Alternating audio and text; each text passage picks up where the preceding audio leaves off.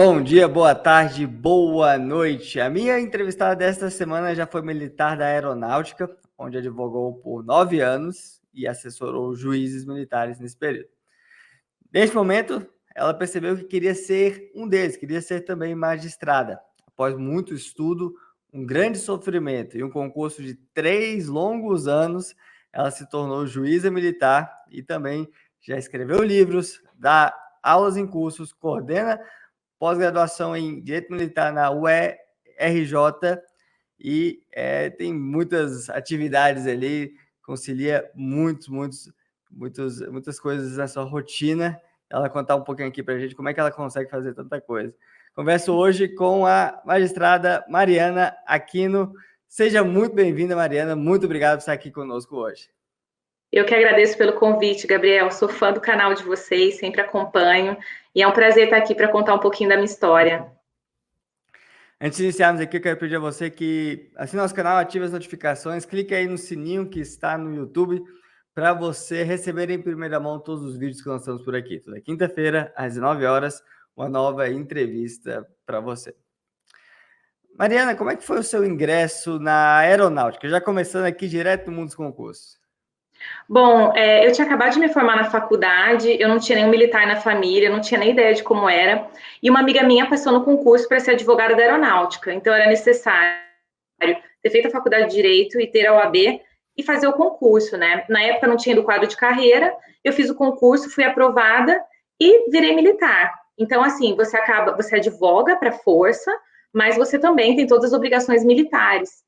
E logo que eu entrei, Gabriel, eu descobri que existia justiça militar, porque quando a gente faz a faculdade de Direito, salvo algumas raríssimas exceções, não tem a matéria de Direito Militar. Então, em algumas universidades tem essa matéria como uma matéria letiva, mas a grande maioria das faculdades não tem. Na minha não tinha, eu me formei na PUC de Campinas.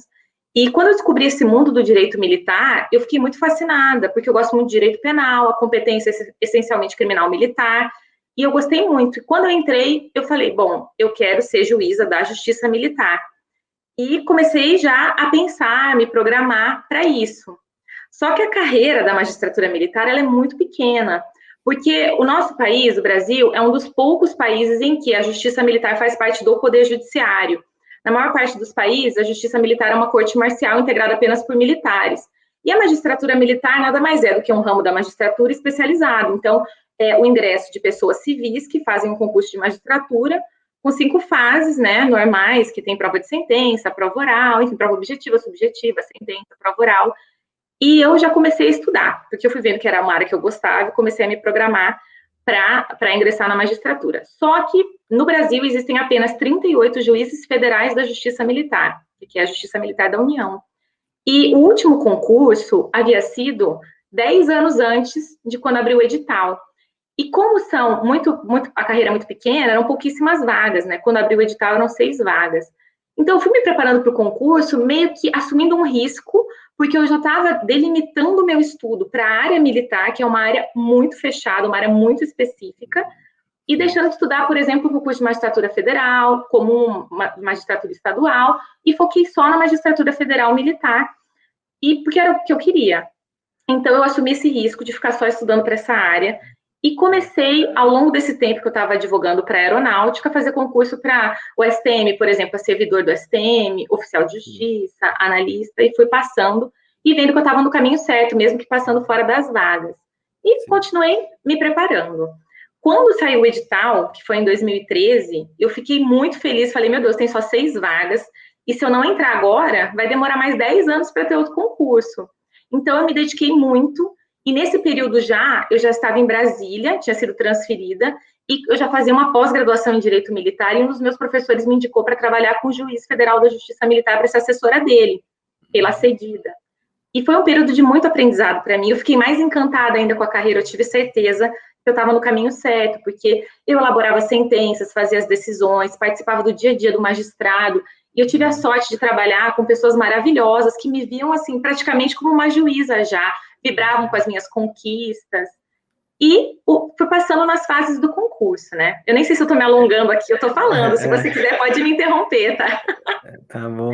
Uma pergunta sobre o concurso. Então, Aham. mencionei aqui no início que o concurso foi longo, né? Durou 3 anos. Eu não estou falando de que você estudou 3 anos até sair a prova, né? O concurso em si durou 3 anos. Como é que foi isso? Como é que foi esse processo? Por que esse concurso demorou tanto? O que aconteceu nesse período? Nossa, foram tantas coisas. Primeiro que anularam a prova de sentença, e aí a gente teve que refazer essa fase. E cada momento que aconteceu alguma coisa, alguma impugnação, e quando houve essa anulação, demorava mais ou menos uns 6 meses para o concurso retomar. E não foi só essa questão da prova de sentença, né? Houve outras questões levantadas, ações judiciais, mandados de segurança, enfim. E o concurso, ele ia capengando, assim, andando e capengando, né? Porque toda vez alguém impugnava o concurso, teve a questão também do exame psicotécnico, enfim, uma série de coisas, mas eu acho que o que realmente fez com que demorasse mais foi a questão da prova de sentença, porque é tão peculiar, né, a área da justiça militar, que na nossa prova de sentença, Gabriel, que é uma prova de sentença, você tem que fazer uma sentença, mas o problema que era trazido, na verdade, era para a gente declinar a nossa competência, não era para fazer uma sentença. E aí teve gente que respondeu com 3 linhas e acabou, e teve gente que, no meu caso, por exemplo, falou, não, eu preciso fazer uma sentença, que preciso dar um jeito e tal. E aí eles anularam, porque realmente, né, estava totalmente fora do previsto ali, e fizeram uma nova prova de sentença. Então, isso realmente atrasou muito o caminhar do concurso. E depois que findou o concurso, na verdade, que saiu o resultado, eles nomearam apenas os 10 primeiros colocados, porque o edital abriu com 6 vagas, aí foram abrindo mais vagas no decorrer do concurso, que demorou muito. E aí eles nomearam mais 10 e depois eles nomearam mais 7. Então, no total, foram 17 nomeados. Mas realmente foi assim, eu brinco que é uma prova de resistência mesmo. Porque a cada momento acontecia alguma coisa e a gente ficava naquela insegurança, naquela incerteza, mas graças a Deus deu tudo certo. E você chegou a cogitar desistir desse concurso e ir para outra área? Alguém disse isso para você? Oh, você estuda tanto, já tem tanto conhecimento, por que você não vai por outro caminho ali, como você bem disse, né? Magistratura federal, magistratura estadual, ou às vezes outro ramo da carreira jurídica? Na verdade, assim, os meus familiares falavam muito, porque a minha família, a maior parte são médicos, né? Então eles não tinham muito conhecimento. Aí quando saía qualquer edital de concurso, juiz do trabalho, aí lá ia minha mãe e falava, por que você não faz para esse? Aquela coisa de família, né? Que é que a gente faça concurso para tudo. Mas os meus colegas, assim, o pessoal que trabalhava comigo, sabia dessa vontade, e eles me davam apoio. E, por exemplo, quando anularam a primeira prova de sentença, eu fiquei muito triste. E todo mundo, não, continua, vamos lá e tal, me deram muita força, os juízes que eu trabalhava também. E eu tinha essa vontade muito grande dentro de mim, sabe, de passar para esse concurso. E assim, Gabriel, é muito específico, porque cai direito constitucional, direito administrativo comum, né? Processo penal militar, direito administrativo militar. Então, a gente tem que conhecer as nuances mesmo dessa legislação e é algo muito específico dessa área. Então, quem está fazendo outros concursos e acaba se dedicando a esse, é um pouco complicado, porque é muito especializado, é muito específico, né? Cai direito internacional dos conflitos armados, enfim. A pessoa realmente precisa se dedicar, porque é exigido um nível de profundidade de conhecimento muito grande. Então, eu acredito que se eu tivesse desviado do caminho para fazer outro concurso, talvez eu não tivesse logrado a aprovação. E da onde você tirou tanta força, tanta disciplina para aguentar isso que você disse que foi um teste de resistência? 3 anos, né? O pessoal tem reclamado muito, já voltou agora, né? Na verdade, estamos tendo uma grande retomada, mas do represamento dos concursos durante, principalmente ali, 2020 e o início de 21, por motivos óbvios, né? Pandemia.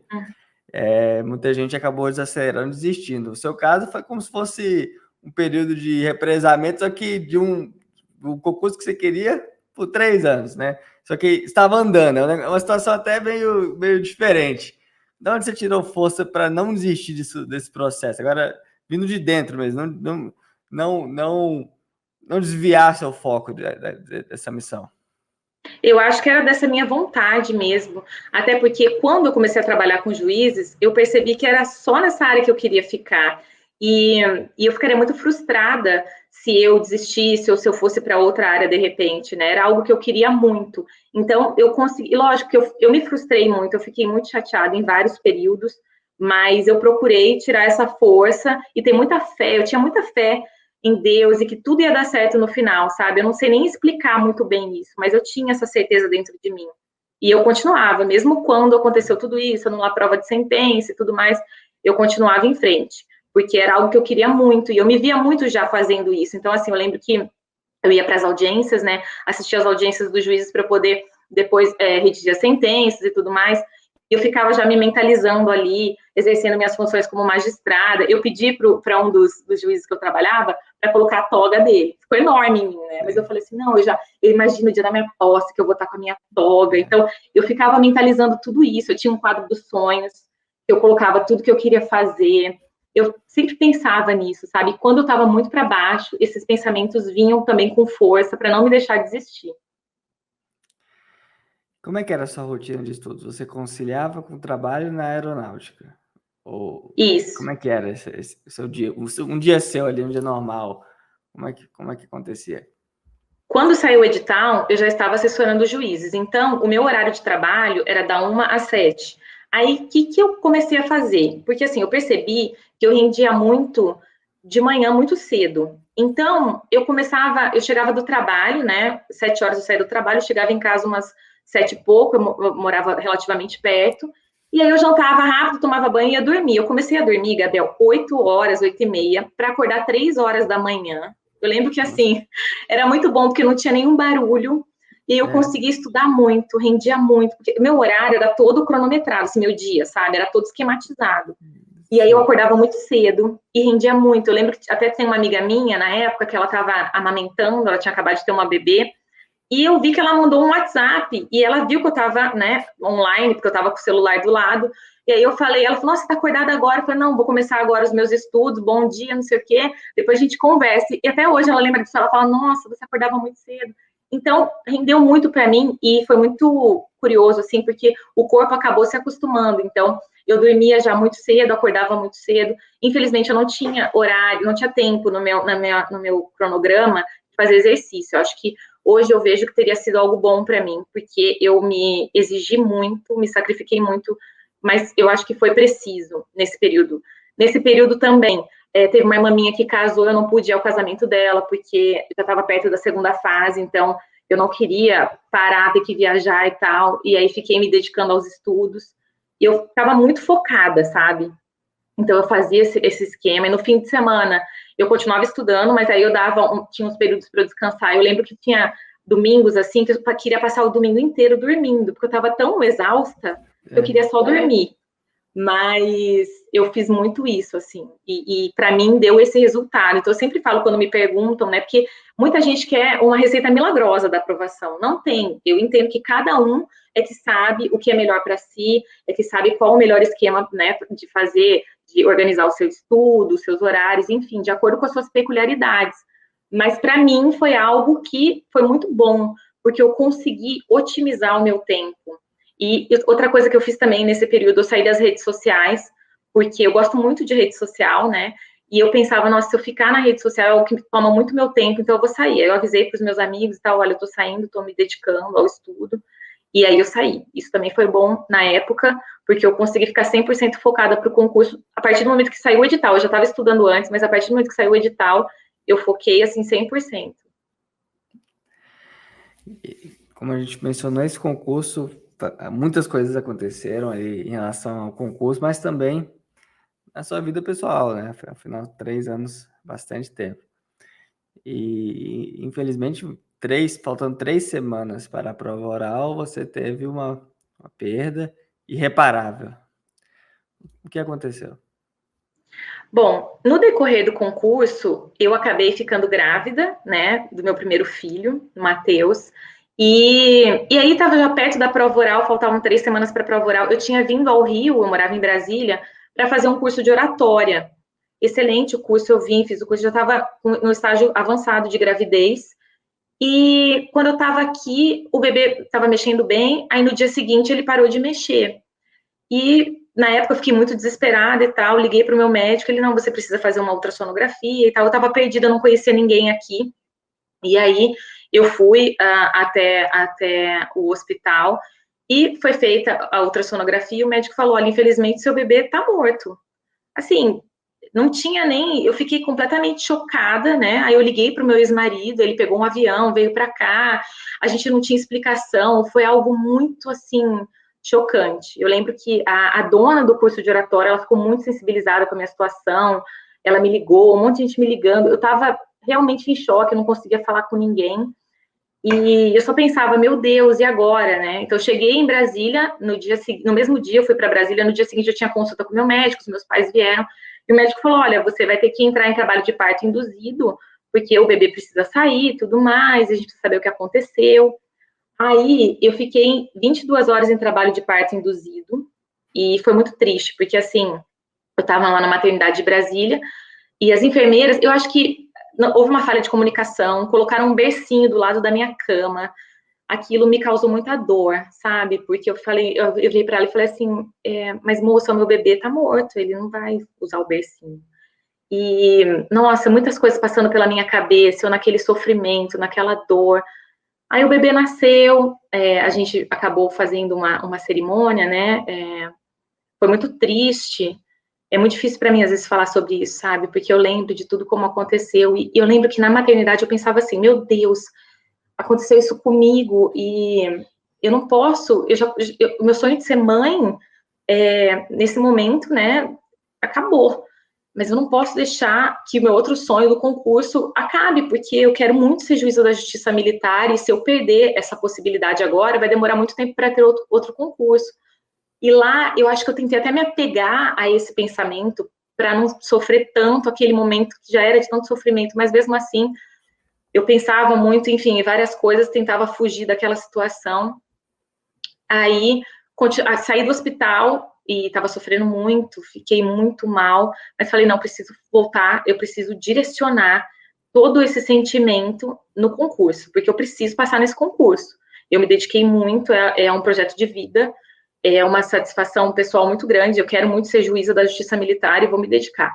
E aí eu fui estudando, e muitas pessoas me apoiando, sabe? Eu tive apoio de muita gente que ficou sabendo da história, porque eu evitava até sair de casa, Gabriel, porque assim, eu ia pra rua passear com meu cachorro, por exemplo, porque eu tava com 8 meses de gravidez, né, quando eu perdi meu bebê. E aí as pessoas falavam assim, nasceu, ai, nasceu o bebê.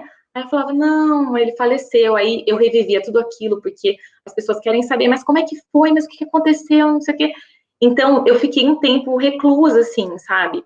E aí, quando eu fui para a prova oral, eu tinha muito medo dos ministros perguntarem, porque eu lembro que na relação lá tinha uma gestante, que era eu, e uma lactante, que era uma colega nossa que tinha acabado de ter neném e tal, e estava amamentando. E eu ficava com medo, porque eles tinham me visto barriguda em alguma daquelas sessões de divulgação de nota, que eu não me lembro qual, e aí eu ia chegar lá, sem barriga, e talvez eles perguntassem, o bebê nasceu e tal. Aí eu falei, meu Deus, se eles perguntarem isso, eu não vou ter possibilidade de fazer a prova, porque eu vou começar a chorar. Era muito recente, eu estava muito sensibilizada com a situação toda, mas não perguntaram nada. E na minha prova oral, graças a Deus, eu fui muito bem.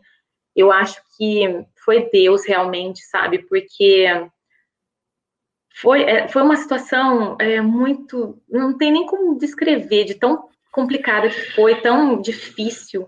E na prova, eu estava tão focada naquele momento da prova que eu me senti tão segura, e esse curso de oratória, todo o meu aprendizado, eles me trouxeram muita segurança. Eu fui muito bem, eu tirei 9,7 na minha prova e saí muito realizada, assim, não, fiz o meu melhor, acho que tirei uma boa nota e voltei para casa com aquela sensação de dever cumprido mesmo, né?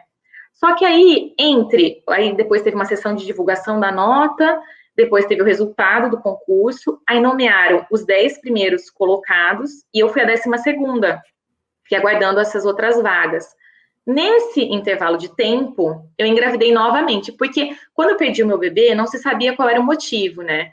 Fizeram biópsia da placenta, autópsia no bebê, e não sabiam o que era, e suspeitavam de trombofilia e tal. E aí, nesse intervalo de tempo, eu descobri que eu estava grávida novamente. E eu fiquei morrendo de medo, né? Falei, meu Deus, medo. Então, assim, eu colocava roupa larga, porque eu não queria que ninguém perguntasse, porque eu tinha medo de perder o bebê. Era um pavor horroroso. E eu comecei a tomar injeção de anticoagulante na barriga todos os dias dessa segunda gravidez, que foi do meu filho Felipe. E graças a Deus a gravidez transcorreu tudo bem. Ele nasceu, foi ótimo, não tive nenhum problema durante a gravidez, só esses cuidados maiores, né? Porque não se sabe até hoje o que eu tinha, os exames de trombofilia deram todos negativos.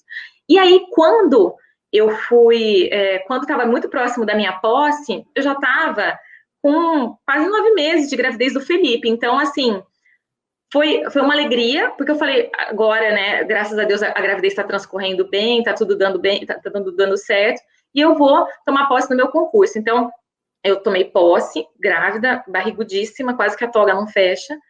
Fiz o curso de formação. Assim que acabou o curso de formação, no dia seguinte, o Felipe nasceu.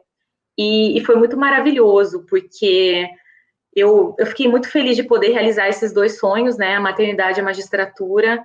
E sempre carrego o Matheus comigo, sempre lembro dele, sempre penso nele. E até no dia da minha prova oral, Gabriel, é muito importante pontuar isso, eu senti muita presença dele, sabe? Me dando força, não sei nem explicar. Então, graças a Deus deu tudo certo. Realmente eu não sei nem o que dizer, mas admiro, voltando um pouco o áudio, admiro muito a sua garra, a sua força, realmente é algo talvez divino ali que te ajudou, né, e te fez conseguir algo tão incrível num momento tão difícil. E acabou que você realizou os dois sonhos de uma vez, né, ser mãe e tomar posse como juíza. Como é que foi foi a sensação de começar a exercer o cargo de magistrada? Você era o que você imaginava ali na prática? É o que você imagina na prática? Foi muito bom, porque como eu já tinha tido a experiência de assessorar o juiz, eu já sabia exatamente como era, né? Mas quando você está lá presidindo uma audiência, exercendo as suas funções, é completamente diferente. E eu me sinto muito realizada porque era o que eu queria, era tudo que eu esperava, e por isso que eu me preocupo tanto com a educação, em difundir o direito militar, porque muitas pessoas não conhecem a justiça militar, essa parte realmente de uma pós-graduação, e até, de repente, colocar essa matéria na própria graduação, a gente tem buscado muito isso, porque eu acho que é muito importante divulgar o direito militar como um todo, e eu gosto muito do que eu faço, eu amo o que eu faço, eu sinto prazer em fazer tudo que eu faço, e eu sempre falo que o magistrado, ele também é um agente de transformação, né, e eu procuro transformar o meio que eu vivo ali por meio desse conhecimento, da divulgação desse conhecimento, da divulgação desse ramo do direito que é tão diferente, é tão especializado. Então, eu me sinto muito realizada e também muito orgulhosa de toda a minha trajetória. E eu sempre falo que a gente precisa correr atrás do que a gente quer. Parece clichê, né? E todo mundo passa, a gente fala, jornada nunca é uma coisa linear, nunca é tranquilo. Todo mundo tem seus problemas, todo mundo tem que passar por cima de muitas coisas, vencer adversidades, todos têm muitas situações, né, do decorrer do concurso, mas a gente precisa sempre manter esse foco e essa fé de que tudo vai dar certo e não desviar do caminho, por mais que haja obstáculos, e eu coloquei muito isso como meta, sabe? Então foi muito interessante, porque depois que eu tomei posse e que eu comecei a exercer as minhas funções, eu olhava para o meu quadro dos sonhos e falava, nossa, aconteceu tudo o que eu queria. E é muito maravilhosa essa sensação. É uma sensação que ninguém pode tirar da gente, uma sensação de satisfação pessoal, de realização e também de confiança na gente, porque no decorrer do concurso eu duvidei muitas vezes da minha capacidade. Eu falava, não é possível, eu poderia ter tirado uma nota melhor, eu preciso ficar entre os 6 ali, dentro do edital e tudo mais. E eu acabei passando em 12º e consegui entrar dentro das vagas que foram surgindo. E eu acredito que há um plano de Deus para tudo, né? Era o meu momento, era para eu entrar nessa 12ª vaga e era para eu passar por tudo isso.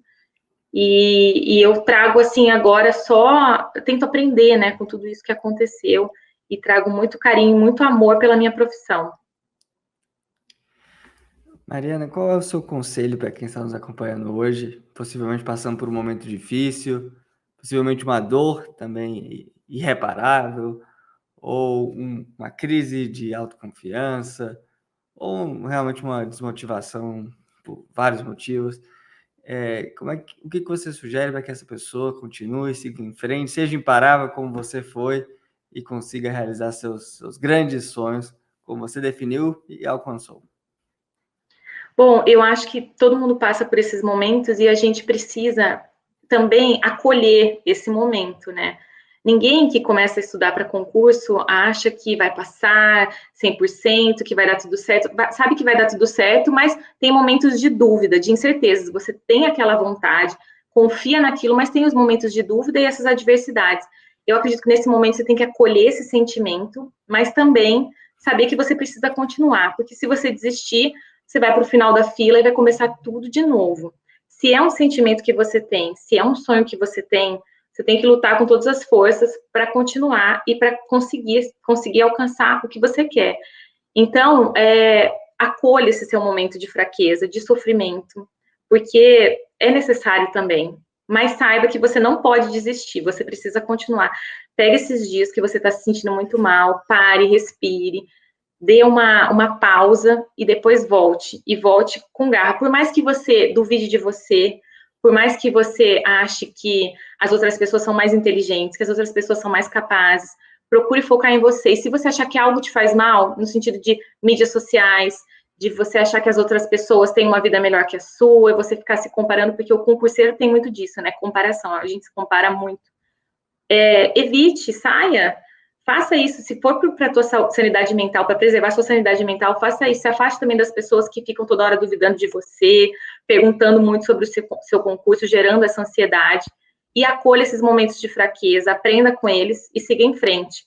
Eu sei que tudo que a gente fala, assim, parece que é um clichê, mas para quem está vivendo, é algo muito forte. A pessoa que está estudando, que tem um sonho e passa por tantas turbulências e sensações também de não ser capaz, de se sentir um fracassado. Acolha esse sentimento, mas siga em frente. Essa é a dica que eu dou, que eu acho que é muito importante. É justamente por sermos fracos que podemos ser fortes, né?